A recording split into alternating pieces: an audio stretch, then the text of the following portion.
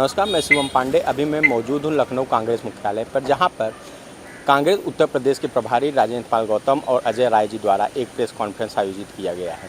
अब देखना ये है कि इस प्रेस कॉन्फ्रेंस में कांग्रेस के अजय राय और राजेंद्र पाल जी किन किन मुद्दों पर चर्चा करने वाले हैं। चलिए चलते हैं, प्रेस कॉन्फ्रेंस देखते हैं। आज की इस प्रेस वार्ता में स्वागत है। आज कई सारे जिम्मेदार लोग पार्टी को ज्वाइन कर रहे हैं, उनको ज्वाइन भी कराएंगे, उनका भी स्वागत करेंगे पार्टी में। आज हमारे 6 के 6 नवनियुक्त एआईसीसी सेक्रेटरीज आए हैं, पहली बार उत्तर प्रदेश। उनका भी इंट्रोडक्शन आप लोगों से कराना है। और साथ ही साथ अयोध्या स्थित राम मंदिर में जो चढ़ावा चोरी हुआ, चढ़ावा चोरी होने से पहले जो 1400 करोड़ पैसा इकट्ठा हुआ, उसके बारे में विश्व हिंदू परिषद ने कई बार कहा कि उस पैसे का तो पता नहीं है। और जब सुप्रीम कोर्ट से रास्ता क्लियर हुआ और राम मंदिर का निर्माण हुआ, निर्माण में जो इंजीनियर शामिल थे, जिस तरीके से उन्होंने बताया कि 40% कमीशन देना पड़ता था, वहां भी चोरी हुई।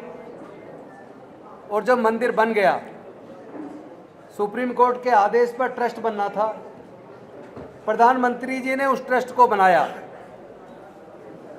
उस ट्रस्ट में बीजेपी से जुड़े लोग, आरएसएस से जुड़े लोग, विश्व हिंदू परिषद से जुड़े लोग, उन लोगों को प्रधानमंत्री जी ने उसमें ट्रस्ट में मेंबर बनाया। जो धर्म के सबसे प्रमुख पद पे रहते शंकराचार्य आदि, जिनको मंदिर के संचालन का पूरा अनुभव व जानकारी है, उनको उसमें रखने की बजाय प्रधानमंत्री जी ने ट्रस्ट में अपने संगठनों से जुड़े हुए लोगों को बिठाया। उसके संचालन के लिए, उसके रखरखाव के लिए जो एसओपी बना, वो एसओपी भी प्रधानमंत्री जी के देखरेख में उनके लोगों के द्वारा बनाया गया। अंदर सीसीटीवी कैमरे लगे, पैसे की गिनती कैसे होनी है, किस तरह बैंक में जाएगा, कौन लोग शामिल होंगे, कौन सी प्राइवेट एजेंसी होगी, ये सारा काम, चूँकि मंदिर के शिलान्यास से लेकर, चूँकि शिलान्यास में भी प्रधानमंत्री जी थे, मंदिर के बनने के बाद जब मंदिर का उद्घाटन हुआ तो वो भी प्रधानमंत्री जी ने किया, जब प्राण प्रतिष्ठा हुई वो भी प्रधानमंत्री जी के टाइम में हुई, उन्हीं के देखरेख में सब कुछ हुआ। और जब ये ट्रस्ट बना, वो भी प्रधानमंत्री जी ने बनाया। तो जो सारे के सारे काम प्रधानमंत्री जी ने किए, और छोटे से छोटे उद्घाटन को भी प्रधानमंत्री जी करते हैं। हर चीज का क्रेडिट भी प्रधानमंत्री जी लेते हैं। भारतीय जनता पार्टी के नेता छोटे से छोटे ग्राम पंचायत निगम तक के चुनाव में जीतने के बाद कहते हैं इसका श्रेय प्रधानमंत्री जी को जाता है। तो भाई फिर ये राम मंदिर में चढ़ावा चोरी का श्रेय ये प्रधानमंत्री जी क्यों नहीं ले रहे? आज तक भी प्रधानमंत्री जी, गृह मंत्री जी का एक शब्द इस चढ़ावा चोरी के बारे में नहीं आया। वो जिम्मेदारी से बच नहीं सकते। एसआईटी बनाई गई, वो भी बिना एफआईआर के। जब इसकी सूचना मिली और इसकी कंप्लेंट थाने में की गई, जबकि कानून कहता है कि कोई भी कॉग्निजेबल ऑफेंस अगर होता है तो पुलिस की प्राथमिक जिम्मेदारी है पहले एफआईआर दर्ज करे और उसमें फिर जांच शुरू हो। लेकिन पुलिस में कंप्लेंट देने के भी 20 दिन बाद जाके इस मैटर में एफआईआर दर्ज हुई, और एफआईआर दर्ज होने से पहले ही एसआईटी बन गई। एफआईआर से पहले एसआईटी बन नहीं सकती। नाम एसआईटी का दिया, जबकि वो कोई जांच समिति नहीं थी, बल्कि वो एक इंक्वायरी की कमेटी थी। एक एसआईटी बनी, फिर दूसरी एसआईटी बनी, एसआईटी की रिपोर्ट आई। फर्स्ट एसआईटी की रिपोर्ट में बाकायदा उसमें अनिल मिश्रा जी को उसमें जिम्मेदार ठहराया गया। फिर दूसरी एसआईटी बनी और बाकायदा सुप्रीम कोर्ट ने उसमें आदेश किया था कि फॉरेंसिक इसमें इन्वेस्टिगेशन होना चाहिए और जांच की पूरी चेन बननी चाहिए ताकि कोई बच ना पाए, और ये कॉन्फिडेंशियल रिपोर्ट होनी चाहिए। फिर ये कॉन्फिडेंशियल रिपोर्ट लीक कैसे हुई, ये कॉन्फिडेंशियल रिपोर्ट लीक किसने की, इसके लिए जिम्मेदार कौन है? फॉरेंसिक जांच थी तो उसका रिजल्ट क्या आया? चंपत राय जी, अनिल मिश्रा जी, उनको किस तरीके से क्लीन चिट किस आधार पे दे दी? जब पहली एसआईटी में बाकायदा उनको जिम्मेदार ठहराया, जब पूरा उसका संचालन मैनेजमेंट चंपत राय और पैसे का सारा ये मैनेजमेंट अनिल मिश्रा ये लोग देख रहे थे, तो फिर ये जिम्मेदारी से बच कैसे सकते हैं? इस पर भारतीय जनता पार्टी के नेता इधर उधर बगले जाकर शुरू कर देते हैं। छोटी छोटी बातों पर प्रधानमंत्री जी का बयान चला आता है, लेकिन इस मैटर पर अभी तक भी ना तो प्रधानमंत्री जी की तरफ से ना गृह मंत्री जी की तरफ से कोई अभी तक कोई बयान नहीं आया है। हमारे साथी यूथ कांग्रेस के अयोध्या के वाइस प्रेसिडेंट शुक्ला जी, जिन्होंने शुरुआती कंप्लेंट की थी, जिन्होंने शुरुआती वो दस्तावेज पुलिस को दिए थे कि किस तरह इस ट्रस्ट के लोगों ने अपने रिश्तेदारों के नाम से पहले जमीन खरीदी और 2 घंटे के अंदर, बल्कि 5 मिनट के अंदर 2 करोड़ की ली हुई जमीन 5 ही मिनट के अंदर ट्रस्ट अपने रिश्तेदारों से खरीद रही है 18 करोड़ रुपए में। 5 करोड़ की जमीन अभी रजिस्ट्री हुई है, 5 मिनट बाद दूसरी रजिस्ट्री हो रही है वो 55 करोड़ में, और दोनों ही रजिस्ट्री में गवाह एक ही है। ये कैसे संभव है? इन तमाम लूट के मुद्दों पर आखिर इस एसआईटी में भी कोई जिक्र नहीं है। इस लूट के मुद्दे पर अभी तक भी प्रधानमंत्री जी, गृह मंत्री जी, उनके तरफ से कोई एक बयान नहीं है। मैं निवेदन करूंगा शुक्ला जी से, एक बार जो दस्तावेज आपके सामने आपके पास हैं, वो दस्तावेज बहुत ही ब्रीफ में हमारे प्रेस के बंधुओं के सामने रख दें, और जो एसआईटी की रिपोर्ट में डायरेक्ट उनका जिम्मेदार ठहराया है उसको भी एक बार सामने रख दें। हेडक्वार्टर इसमें शामिल है, क्योंकि अगर निष्पक्ष जांच हो जाए तो अनिल मिश्रा, चंपत राय किसी भी हालत में इससे बच ही नहीं सकते। उनको पद से हटाने के बाद भी पता लगा है कि अभी भी पूरा मैनेजमेंट वही देख रहे हैं। तो चूंकि डायरेक्ट उनका हेडक्वार्टर शामिल है, इसलिए अपने उन लोगों को जो बीच के उनके लगाए हुए लोग हैं, इसलिए जानबूझ के उनको बचाया जा रहा है और छोटे मोटे कर्मचारियों को के ऊपर डाल के उनको सजा दिला दी जाए और इस मुद्दे को रफा दफा कर दिया जाए। ये भी कहा जा रहा है ये यूपी का मुद्दा है। जब संसद में बात आई, हमारे सांसदों ने इस मुद्दे को उठाया, तो स्पीकर साहब ने कहा ये तो यूपी का मुद्दा है। राम मंदिर बनाने के लिए चंदा पूरे देश के कोने कोने से आया, विदेशों से भी आया, और जब ये चावल लेके पहुंचे तो गांव-गांव में पहुंचे पूरे देश में। ये मुद्दा यूपी का मुद्दा नहीं है, पूरे देश का मुद्दा है। देश के तमाम हिंदू धर्म को मानने वाले लोगों की आस्था की इन्होंने हत्या की है। इससे ये बच नहीं सकते, इसको ये कह के कि यूपी का मुद्दा है। मैं चाहूँगा शुक्ला जी एक बार अब थोड़ा सा ब्रीफ कर दीजिए। सबसे पहले पिछले 2 दिनों से चर्चा चल रही है कि ट्रस्ट में बैठे अनिल मिश्रा, चंपत राय को क्लीन चिट मिल गई है। तो एक बात आप इस पर समझ लीजिए, ये दोषी थे, दोषी हैं और दोषी रहेंगे। इन्हें कोई ताकत बचा नहीं पाएगी। उसका पहला प्रमाण ये है, जब चोरी हुई तो चोरी के बाद पहले चंपत राय ने कहा कि कोई चोरी नहीं हुई है, कुछ भी उल्लेखनीय प्राप्त नहीं हुआ है। उन्होंने कहा कि ट्रस्ट के अंदर ऑडिट चल रही है, जबकि वहां पर इस देश के करोड़ों राम भक्तों के धन की चोरी हो रही थी। और उन्होंने 12/6/26 मतलब चोरी होने कई दिनों बाद, जब कोई कार्रवाई, इनको तुरंत शिकायत करनी चाहिए थी, शिकायत करने के अलावा इन्होंने एसआईटी की मांग करी। कोई एफआईआर नहीं थी। पहली शिकायत अयोध्या के थाना राम जन्मभूमि में मेरे द्वारा कांग्रेस पार्टी के द्वारा दी गई। इस प्राइमरी रिपोर्ट के ऊपर लिखा था परम गोपनीय, लेकिन परम गोपनीय जो रिपोर्ट थी ये पूरे सोशल मीडिया पर तैर रही थी। खास ये था कि 9 पन्ने की इस रिपोर्ट का केवल 8 पन्ना लीक हुआ, पेज नंबर 6 गायब था।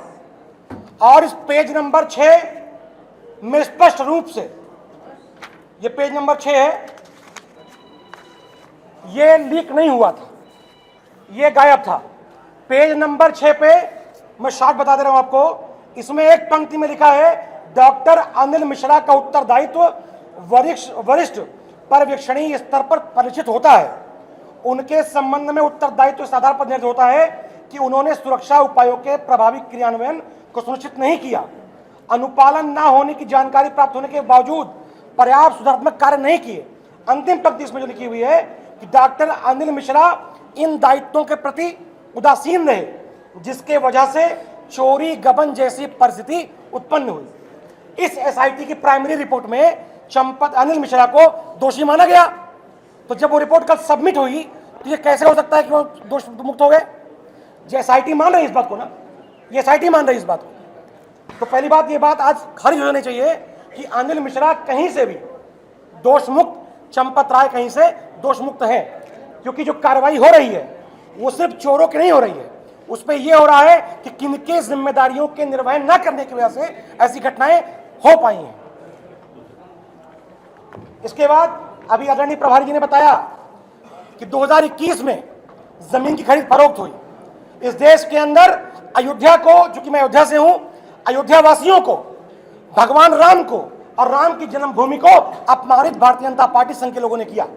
21 में एक जमीन जो 2 करोड़ रुपया की थी, उसको मार्च 2021 में 5 मिनट के अंदर ही ए पार्टी से बी ने खरीदा और जो बी पार्टी के लोग थे उन्होंने ट्रस्ट को बेचा 18 करोड़ रुपए में। 5 मिनट के अंदर धरती पर कौन सी ऐसी जमीन है जो 9 गुना उसका रेट बढ़ जा रहा है? और ध्यान देने की बात यह भी है कि ए टू बी और बी टू ट्रस्ट दोनों डील में जो हस्ताक्षर हुआ है गवाह के रूप में, वो ट्रस्ट के ट्रस्टी डॉक्टर अनिल मिश्रा का हुआ है और तत्कालीन महापौर भारतीय जनता पार्टी के ऋषिकेश उपाध्याय का हुआ है। इसके बाद एक जमीन और जो 20 लाख रुपए की खरीद कर तत्कालीन महापौर के भांजे के द्वारा ट्रस्ट ने 2.5 करोड़ की खरीदी। एक जमीन और जो दान में खरीदी गई, दान में मिली थी, उसको भी ट्रस्ट ने पैसा देकर खरीदा है।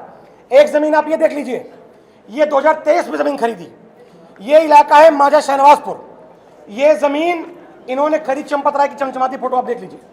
ये जमीन का जो मालियत थी 1,73,13,000। इस जमीन को खरीदने के लिए ट्रस्ट ने पेमेंट किया 29,67,08,000। और एक इस जमीन के अंदर जो गवाह थे ये है आलोक बंसल। आलोक बंसल का पहले आरएसएस से संबद्ध विद्यालय चलता था और इन्हीं के परिवार में ही जुड़े हुए दूसरी जमीन आलोक, जो इसमें गवाह थे, तत्काल उसी दिन उसी भूखंड के बगल जो भूखंड था वो जमीन एक और खरीदी गई। इसमें क्रेता कौन है? ट्रस्ट। विक्रेता है आलोक बंसल। इस जमीन की वैल्यू 9 करोड़ थी, इसको खरीदा 56 करोड़ रुपए में। जमीन कोई खरीद सकता है, कोई दिक्कत नहीं है, लेकिन इस जमीन का प्रयोग कार सेवक पुरम कर रहा है।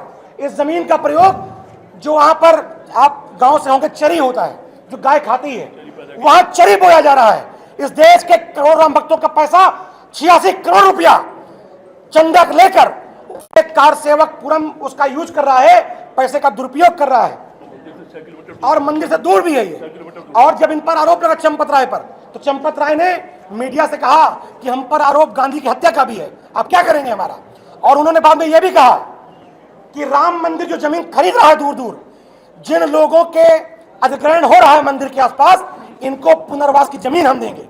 ये रिपोर्ट इंडिया टुडे की है। उन्होंने कहा कि हम जमीन पुनर्वास को देंगे। आज तक 1 इंच जमीन ट्रस्ट ने अयोध्या के लोगों को नहीं दी है। इसके अलावा जो एसओपी था, ये उस एसओपी का ये है और ये भी एसओपी का है। जो भी एसओपी बना उसका पालन नहीं किया गया। तो जो एसआईटी जांच कर रही है, क्योंकि बड़ी व्यापक रिपोर्ट है ये, एसआईटी ने जो जांच करी है वो कह रहे हैं हम चंदा चोरी की जांच कर रहे हैं। चंदा सिर्फ क्या वही है जो आपके दान पात्र से निकला?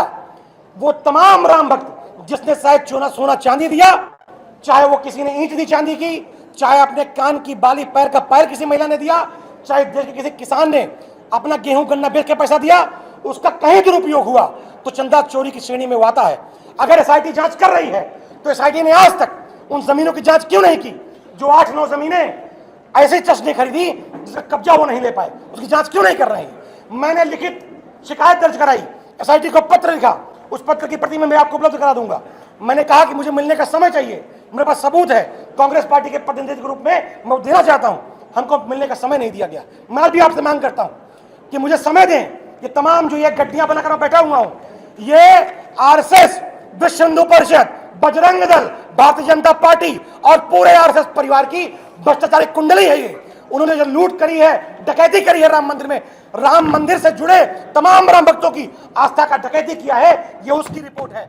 मैं आपके माध्यम से कहना चाहता हूं कि हमें अनुमति मिले, और मैं दोबारा ही मांग करता हूं, क्योंकि वित्तीय अनियमितता का मामला है, हमारे कांग्रेस पार्टी के वार्ड अध्यक्ष के घर पे ईडी ने छापा मारा, आज तक इस मामले में ईडी का इंटरफेयर क्यों नहीं हुआ? क्यों वो एसआईटी जांच कर रही है जिसका कोई मतलब ही नहीं है? ईडी क्यों जांच नहीं कर रही है? और क्योंकि मामला प्रदेश और प्रदेश के बाहर का भी है, कर्नाटक से आए लोगों ने अयोध्या को कर्नाटक बना दिया है। ये मेरी व्यक्तिगत पीड़ा है कि कांग्रेस पार्टी का होने के साथ साथ मैं अयोध्या का वासी हूं।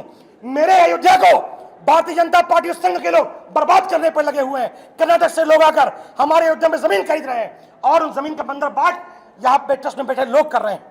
मैं इस बात को पूरी जिम्मेदारी से कह रहा हूं कि मैंने रामचरितमानस में पढ़ा है कि जो लोग राम से विमुख हो गए, जिन्होंने राम का द्रोह कर दिया, ये रामचरितमानस में लिखा हुआ है। हजार शिव आ जाएं, हजार ब्रह्मा आ जाएं, हजार विष्णु आ जाएं, उनको कोई नहीं बचा सकता है। मैं इस बात को आज कहना चाहता हूं कि जो उन्होंने पाप किया है उसका पाप का दंड तो मिलेगा, लेकिन एक संवैधानिक देश है, संवैधानिक अधिकार और तरीके से, कानूनी तरीके से ये जो डॉक्यूमेंट्स मेरे पास है, इनके आधार पर जो जमीन का बंदरबाट किया गया, पैसे का बंदरबाट किया गया, वो तमाम सारी चीजें हुई, इस पे कार्रवाई हो। और आज माननीय अध्यक्ष के माध्यम से मैं इतना निवेदन करता हूं कि इस पे कार्रवाई ईडी के माध्यम से और सीबीआई के माध्यम से की जाए। मनोज भाई,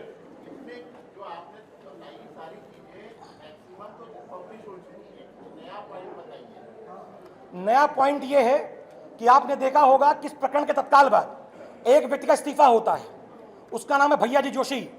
आप मुझे बताइए, चोरी तक वो स्वस्थ थे, चोरी के तत्काल बाद उन्होंने बताया मैं बीमार हो गया हूं और इस्तीफा दे दिया, और इस चोरी में केवल कर्मचारी पकड़े गए हैं। क्या आपको लगता है कि बिना ऊपर बैठे लोगों के समय, सुन लीजिए, लेकिन जो सुधार किया जा रहा है वो अधिकारी स्तर पर किया जा रहा है। 17 वर्ष से अर्जुन देव वहां पर प्लेस था और सीसीटीवी उसी कंट्रोल में था, वो वहां पर सुरक्षा अधिकारी था।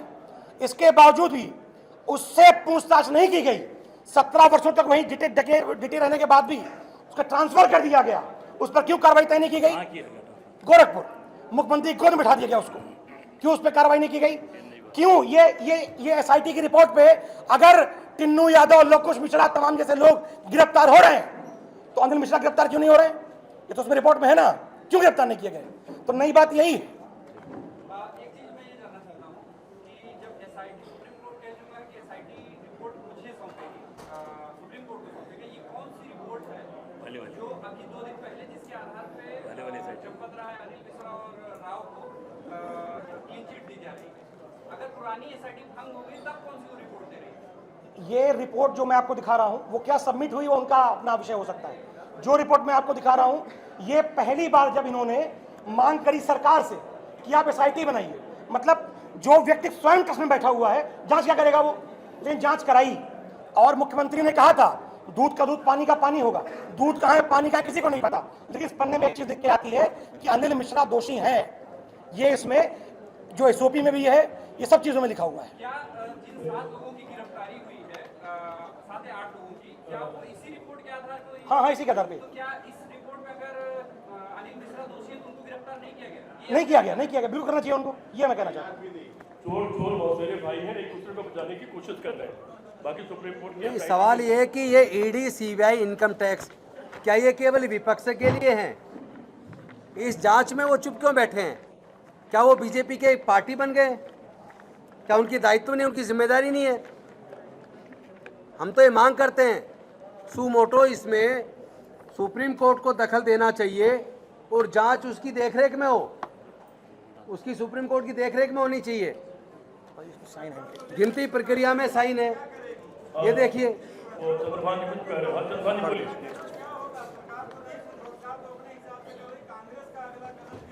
हम इसको गांव-गांव तक लेके जाएंगे, जनता के बीच लेके जाएंगे। छात्रों की बात सुनने को ये केंद्र सरकार तैयार नहीं है, किसानों की बात सुनने को ये केंद्र सरकार तैयार नहीं है, लेकिन सुन रहे हैं ना। अब जब जनता खड़ी हो जाएगी तो इनको सुनना पड़ेगा। हम लोग, हमारी रणनीति ये है, हम देश के गांव-गांव में, उत्तर प्रदेश के विशेष तौर पर एक एक गांव में जाएंगे और लोगों को बताएंगे कि तुम्हारे द्वारा जो चढ़ावा चढ़ाया गया उसकी चोरी खुद भारतीय जनता पार्टी और आरएसएस से जुड़े लोगों ने की है। तथ्यों के आधार पर उनको समझाएंगे हम ही तो करेंगे। हम नहीं, आप इसको टालने की कोशिश मत करो। हम इसको टलने नहीं देंगे इस मुद्दे को। हम गांव-गांव में जाकर लोगों के सामने इनको एक्सपोज करेंगे, इस पूरी रिपोर्ट को लोगों को दिखाएंगे। हम बताएंगे किसने पक्षपात हुआ है, निश्चित तौर पर चलाएगी।